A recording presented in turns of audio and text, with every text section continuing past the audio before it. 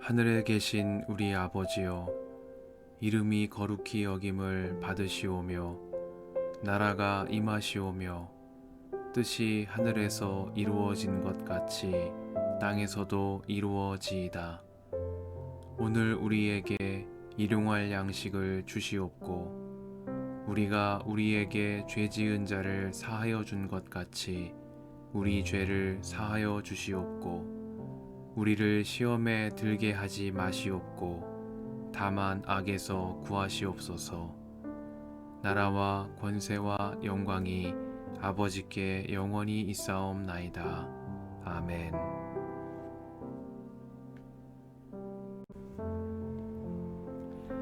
바로 그때 몇몇 사람이 와서 빌라도가 갈릴리 사람들을 학살해서 그 피를 그들이 바치려던 희생제물에 섞었다는 사실을 예수께 일러드렸다.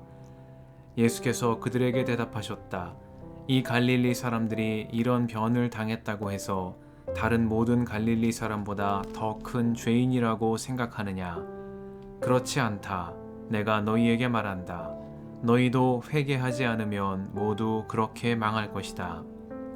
또 실로암에 있는 탑이 무너져서 치어 죽은 18사람은 예루살렘에 사는 다른 모든 사람보다 더 많이 죄를 지은 사람이라고 생각하느냐? 그렇지 않다. 내가 너희에게 말한다. 너희도 회개하지 않으면 모두 그렇게 망할 것이다. 예수께서는 이런 비유를 말씀하셨다. 어떤 사람이 자기 포도원에다가 무화과 나무를 한 그루 심었는데 그 나무에서 열매를 얻을까 하고 왔으나 찾지 못하였다. 그래서 그는 포도원지기에게 말하였다. 보아라, 내가 새해나 이 무화과 나무에서 열매를 얻을까 하고 왔으나 열매를 본 적이 없다. 찍어버려라. 무엇 때문에 땅만 버리게 하겠느냐? 그러자 포도원지기가 그에게 말하였다. 주인님, 올해만 그냥 두십시오. 그동안에 내가 그 둘레를 파고 거름을 주겠습니다. 그렇게 하면 다음 철에 열매를 맺을지도 모릅니다. 그때에 가서도 열매를 맺지 못하면 찍어버리십시오. 예수께서 안식일에 회당에서 가르치고 계셨다. 그런데 거기에 18해 동안이나 병마에 시달리고 있는 여자가 있었는데 그는 허리가 굽어 있어서 몸을 조금도 펼 수 없었다. 예수께서는 이 여자를 보시고 가까이 불러서 말씀하시기를 여자야, 너는 병에서 풀려났다 하시고 그 여자에게 손을 얹으셨다. 그러자 그 여자는 곧 허리를 펴고 하나님께 영광을 돌렸다. 그런데 회당장은 예수께서 안식일에 병을 고치신 것에 분개하여 무리에게 말하였다.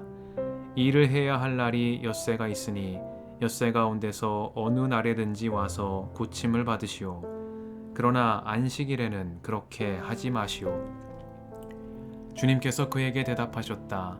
너희 위선자들아, 너희는 저마다 안식일에도 소나 나귀를 외양간에서 풀어내어 끌고 나가서 물을 먹이지 않느냐?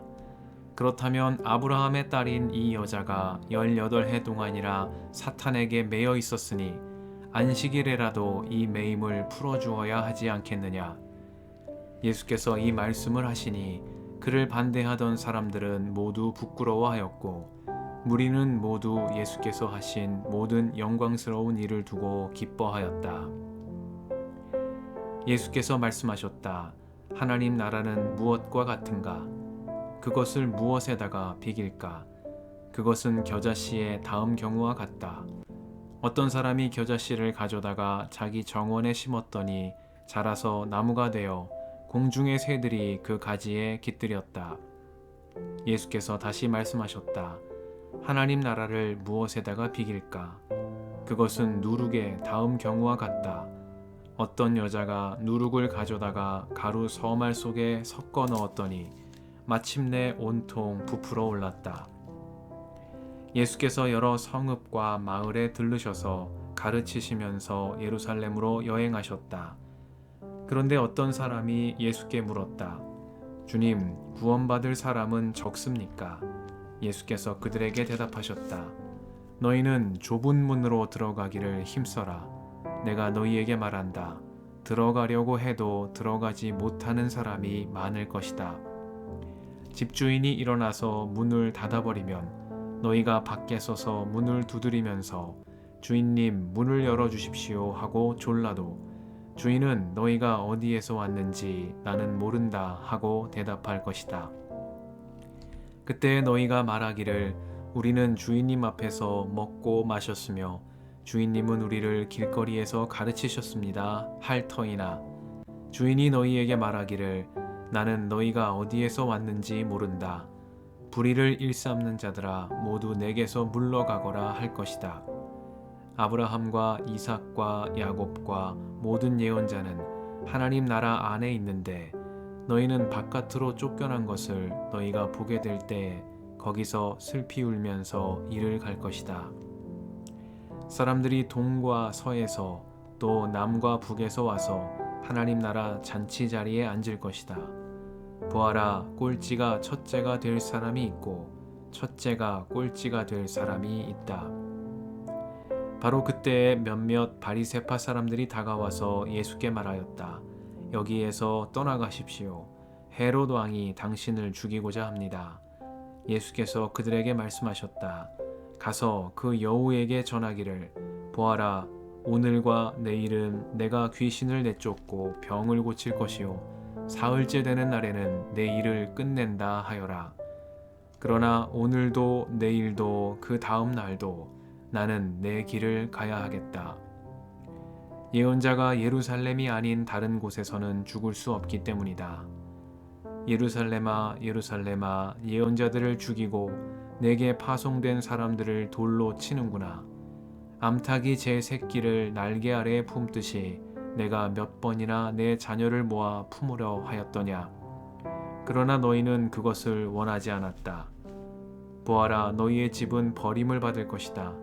내가 너희에게 말한다.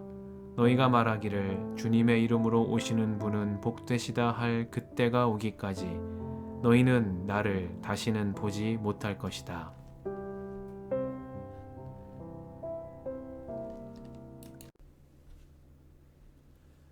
주님의 은총과 평화가 이 저녁에 여러분과 함께 하시길 빕니다. 그러나 오늘도 내일도 그 다음 날도 나는 내 길을 가야 하겠다. 예언자가 예루살렘이 아닌 다른 곳에서는 죽을 수 없기 때문이다.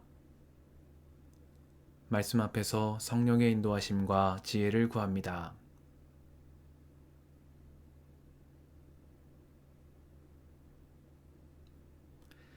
누가복음 13장은 앞선 장에 이어 예루살렘을 향한 예수님 일행의 여정을 전합니다.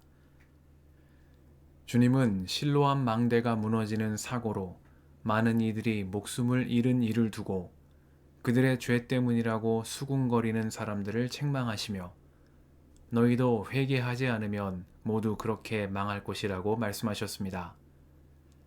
타인의 불행과 고통 앞에서 섣부른 정죄의 말보다 공감과 연민의 마음으로 먼저 자기를 돌아보며 회개하는 겸손이 필요하다는 주님의 말씀입니다. 이어 예수님은 열매 맺지 못하는 무화과 나무의 비유를 말씀하십니다. 하나님께서 허락하신 자기 삶의 열매를 맺기에 힘써야 한다는 말씀입니다. 누가는 예수님께서 안식일에 18년 동안 허리가 굽어있던 한 여인을 고치신 이야기와 겨자씨와 누룩의 비유로 하나님 나라를 설명하신 이야기, 좁은 문으로 들어가기를 힘쓰라고 하신 말씀, 그리고 예루살렘을 보시며 한탄하신 이야기를 전하며 이 장을 마무리 짓습니다. 예수님의 말씀과 행적은 어떤 이들에게는 하나님 나라의 기쁜 소식이었으나 또 다른 이들에게는 도전과 위협으로 다가왔습니다. 헤롯 안티파스는 예수님의 활동을 도전과 위협으로 여긴 인물들 중 하나였습니다. 몇몇 바리새파 사람들은 예수님께로 다가와 헤롯이 예수님을 죽이려 한다는 사실을 알려드렸습니다. 그 말씀을 들으신 예수님은 헤롯을 여우라고 칭하시며 당신의 사명을 멈추지 않고 수행하실 것임을 가서 전하라고 말씀하셨습니다. 예루살렘에 가시기로 마음을 굳히신 예수님은 아버지의 뜻을 모두 이루시기까지 그 걸음을 멈추지 않고 계속 나아가시겠다 말씀하신 것입니다. 그러나 오늘도 내일도 그 다음 날도 나는 내 길을 가야 하겠다. 주님은 헤롯의 위협에 흔들리지 않으시고 아버지께서 맡겨주신 사명을 붙잡고 당신의 길로 나아가셨습니다. 예루살렘으로 나아가시는 길 끝에 십자가가 기다리고 있다 할지라도 아버지의 뜻과 온전히 하나가 되심으로 멈추지 않고 이 길로 나아가시는 예수님의 모습입니다. 이 저녁에 오늘도 내일도 그 다음 날도 나는 내 길을 가야 하겠다 하신 예수님의 말씀을 우리 마음에 새깁니다. 자기를 비우고 아버지의 뜻과 온전히 하나가 되신 예수님의 말씀을 기억하며 우리도 성령의 도우심을 따라 오늘도 내일도 그 다음 날도 복음의 한 길로 나아가는 자들이 되게 해주시기를 이 저녁에 간구드립니다. 함께 기도하시겠습니다.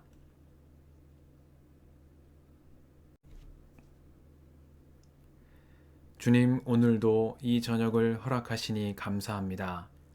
아버지의 뜻과 하나가 되심으로 진리의 한 길로 나아가신 예수님을 따라 오늘도 내일도 그 다음 날도 복음의 한 길로 나아가는 저희가 되게 하옵소서. 우리의 길과 진리와 생명이신 예수님의 이름으로 기도드립니다. 아멘.